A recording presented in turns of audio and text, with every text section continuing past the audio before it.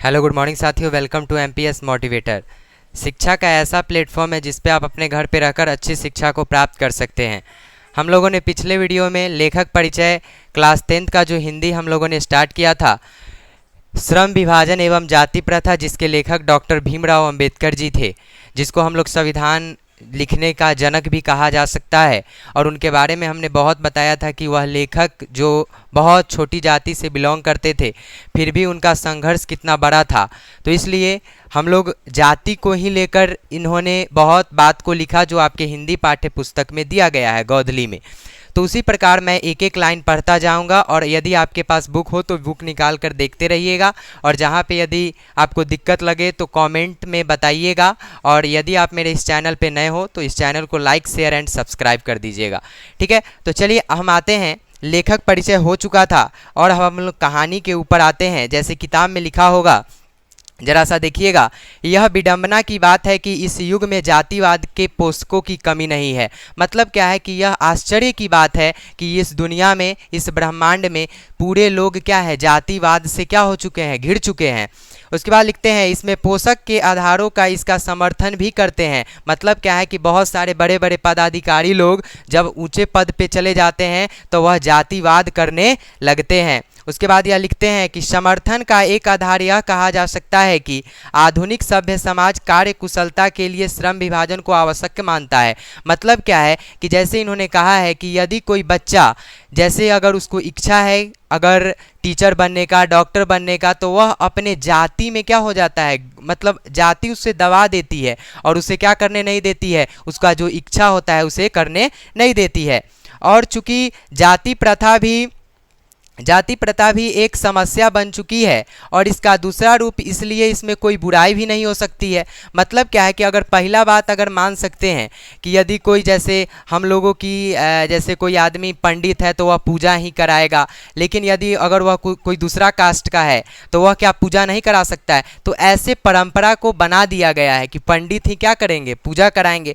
तो मीन्स क्या कि यही भीमराव अंबेडकर जी का कहना है कि दूसरा रूप इन्होंने क्या कर दिया है, कि दूसरा रूप इन्होंने बता दिया है कि जाति प्रथा में कोई बुराई ही नहीं है।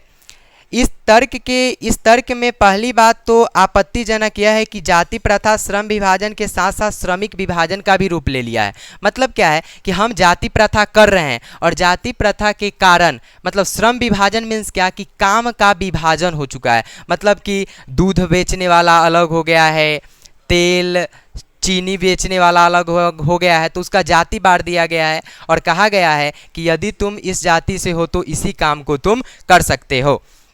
उसके बाद लिखते हैं, श्रम विभाजन निश्चय ही समाज की एक आवश्यकता है। मतलब क्या है कि जरूरी, सही बात है कि यदि हम काम को बांट लिए हैं तो हमारे समाज के लिए ये तो सही है, क्योंकि सारे लोग, यदि जाति है तो सारे लोग का बट गया है काम, कि ये जाति ये काम करेंगे, ये जाति ये काम करेंगे। तो मतलब क्या है कि विभाजन तो समाज के लिए क्या हो गया, आवश्यक हो गया। परंतु किसी भी सभ्य समाज में श्रम विभाजन व्यवस्था श्रमिकों के विभिन्न वर्गों के अस्वाभाविक विभाजन नहीं है। मतलब क्या है कि यदि किसी की इच्छा हो जाएगी कि यदि हमें, अगर मान लेते हैं कि आपका कास्ट कहता है कि आप, जैसे नहीं होता है कि तेल मसाला जो शाहजी लोग होते हैं तो वह बेचते हैं, तो मीन्स क्या कि अगर हमें मन किया दूसरे जाति को, हो गया पंडित हो गया, मतलब बहुत सारे जाति हैं, अगर उन्हें इच्छा हुआ तो क्या वह नहीं कर सकते हैं। तो यही श्रम विभाजन जाति प्रथा में डॉक्टर भीमराव अंबेडकर जी ने संविधान में लिख दिया था कि कोई भी जाति से अपने काम को सिलेक्ट नहीं कर सकता है। ठीक है, फिर लिखते हैं कि यह एक विशेषता श्रम विभाजन की यह है कि श्रमिकों का, लिखते हैं उसके बाद, श्रमिकों का अस्वाभाविक विखंडन है।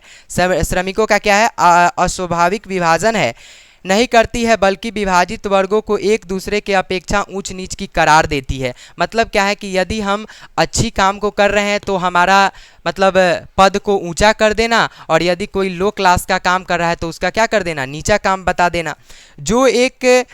जो एक निश्चय से ही भी विभाजन का समय नहीं पा सकता है। मतलब क्या है कि समय, मतलब यदि आपका समय सही रहता है तो हम अपने काम को भी सही ढंग से करते हैं, नहीं तो अभी तो कोई भी कास्ट का आदमी है, कोई भी काम कर सकता है।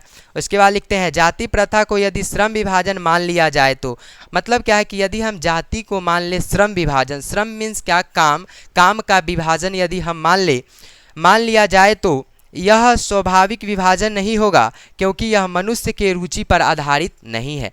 यदि कोई पंडित है, यदि उसे पूजा कराने की इच्छा नहीं है, मतलब क्या है, इन्होंने बताया है कि रुचि नहीं है। मतलब रुचि मतलब क्या होता है कि इंटरेस्ट। यदि हमें इंटरेस्ट है, अब हम आपको पढ़ा रहे हैं, तो मेरा इंटरेस्ट किस चीज़ में है? पढ़ाने में है।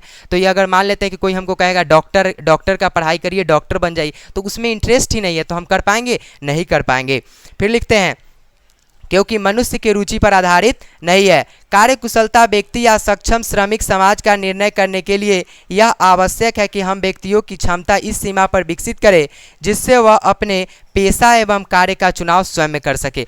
मतलब क्या है कि जैसे कोई माँ के जब गर्भ में कोई बच्चा होता है, तो उसी समय बच्चे का जाति निश्चय हो जाता है कि बच्चा इस जाति में आएगा।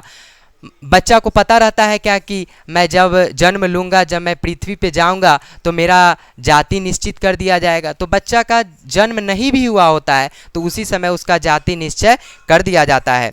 इस सिद्धांत के विपरीत जाति प्रथा का यह सिद्धांत है कि इसमें मनुष्य का प्रशिक्षण अथवा उसकी निजी क्षमता एवं दूसरे ओर से यदि देखें तो दृष्टिकोण से जैसे माता पिता का सामाजिक स्तर के अनुसार पहले से, अर्थात गर्भधारण के समय। मीन्स क्या कि गर्भधारण जस्ट हम आपको बताए हैं कि जब कोई बच्चा अपने माँ के गर्भ में होता है के समय ही मनुष्य का पेशा क्या कर दिया जाता है? निर्धारित कर दिया जाता है। बच्चा को पता नहीं कि हम किस जाति में जन्म लेंगे, लेकिन उसी समय बता दिया जाता है कि बच्चा अब जन्म लेगा तो इसका यह जाति होगा।